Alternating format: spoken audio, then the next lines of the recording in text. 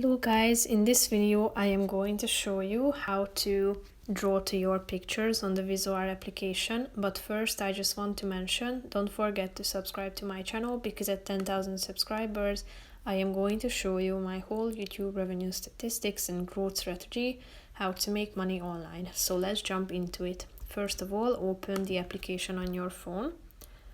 After that you should tap on a picture that you want to edit or add your drawing to.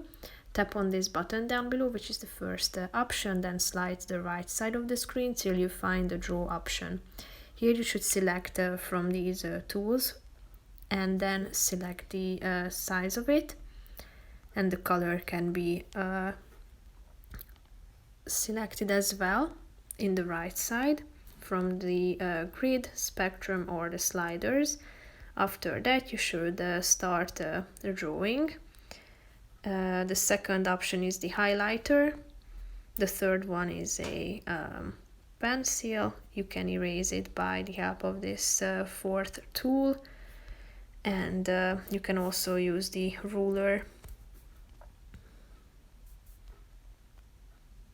So if you are done with your drawing, tap on the apply button in the upper right corner of the screen, and then you will be able to save it.